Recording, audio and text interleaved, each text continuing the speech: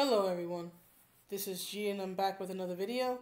So before I formally start the video, let me say thank you so much to everyone who has subscribed recently, and thank you to Tristan of Nerdette's Newsstand, and to M and J, the Tanner twins. Thank you so much for using me as a source and mentioning me in your videos. I'm very humbled and thankful for the shout outs, and thank you to everyone who has been subscribing and viewing the videos. I don't often get views going into the hundreds, so to see the Turning Japanese video, at least when I last checked, it was like 400 something. It's very humbling. So whether you're a new subscriber or whether you've been here from the very beginning, thank you. I hope to continue to make content that you enjoy. So, Resident Evil 3. Jill Valentine. Words I never thought I would say on this channel because I'm not a fan of survival horror and I'm not a fan of Resident Evil. So you may be wondering, why are you covering this then? Well, I'm covering this because I saw a Dark Titan Enterprises video from about a week ago. And the video was about how Jill's costume was changed from the original Resident Evil 3 to this remake. And as we can see here, her original look was like a tube top and a miniskirt, boots, with a pistol in hand and a sweater around the waist, very casual. Whereas her new look is more, I would say, practical and tactical in nature. So, according to Bounding Into Comics, the art director Young Hee Cho explained the reasoning behind these changes. Now, I want to say that while I found the interviews, the Game Informer interviews with Mr. Cho regarding Nemesis and regarding Carlos, I must say that I was not able to find the one for Jill. I don't know if it's been removed or if I'm using the wrong keywords. I don't know what it is, but I can't find it. But this is what Bounding Into Comics and several other outlets are saying was said in that article.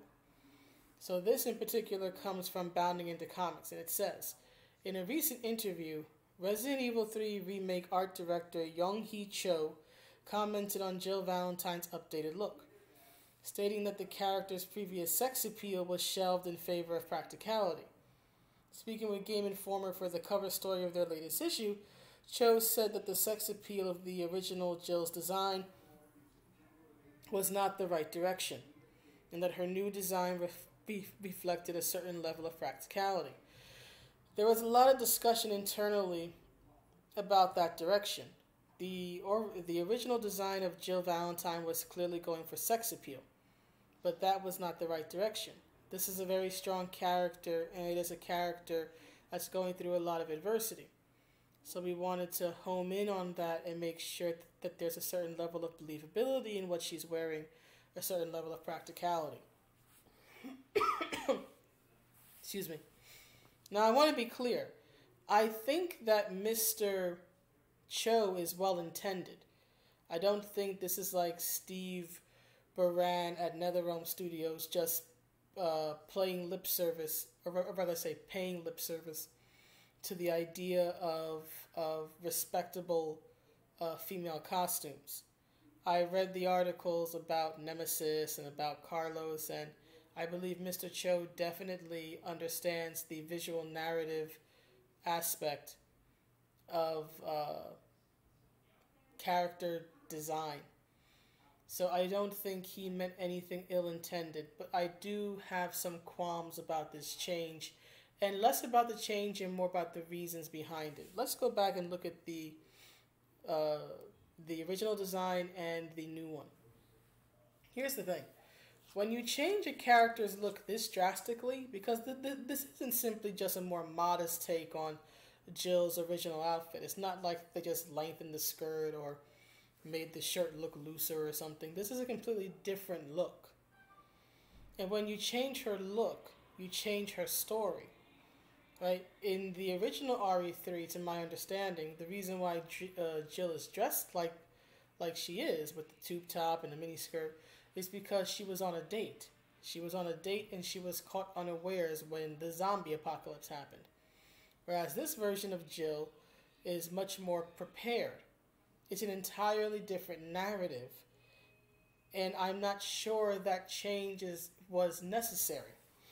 And in particular, I want to highlight this part where he says, this is a very strong character. And it's a character that's going through a lot of adversity. So we wanted to hone in on that and make sure there's a certain level of believability in what she's wearing, a certain level of practicality.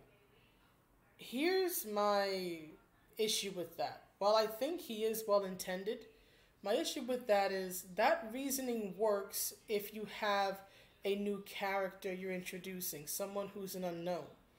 That was not Jill's case. Jill was featured in the original Resident Evil game where she looked like this, where she looked like a police officer or whatever in the world the STARS team is, right? You can tell from this look that she's serious, she's capable, she can handle herself. People who were playing, at least most people I would imagine who were originally playing RE3 back in the day knew this, because this game was her, at the time, triumphant return to the series.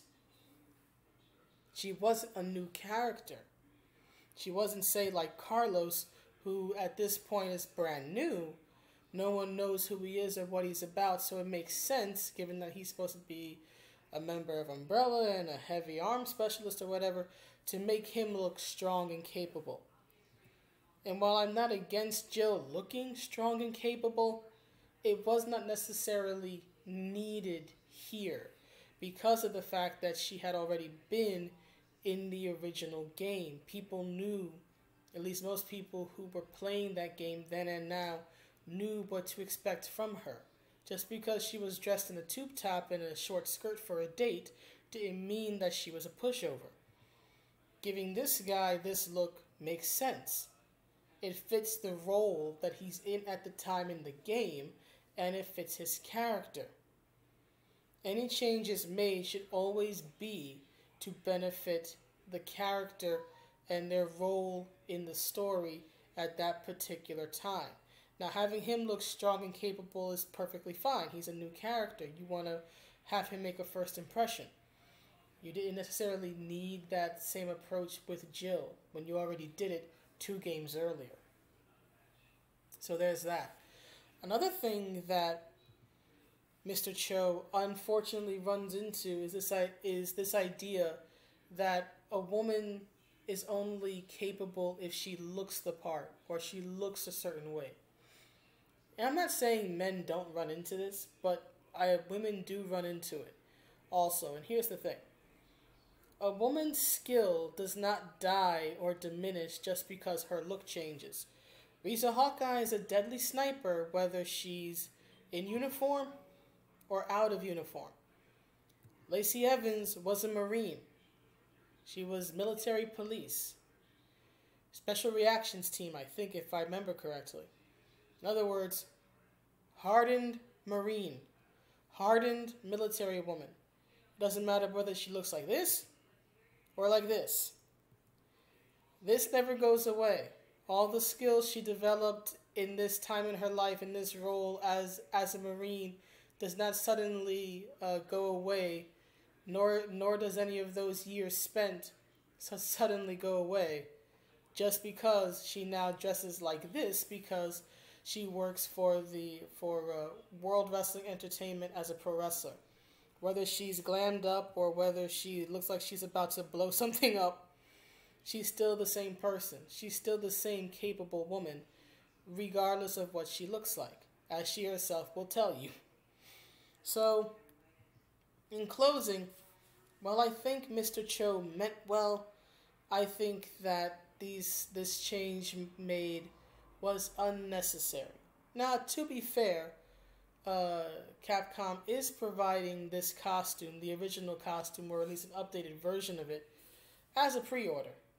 I think that's a little shady, but at least they are providing it, unlike NetherRealm Studios, who did not provide earlier female costumes for the majority of their female characters. They only provided earlier costumes for certain characters like Sonya, who typically has had a much more toned down look throughout the games. And while I'm always going to be a fan of Sonya's MK3 era look, if you're going to do that for Sonya, then you should have done that for all the female characters, regardless of what their costumes looked like originally back in the day.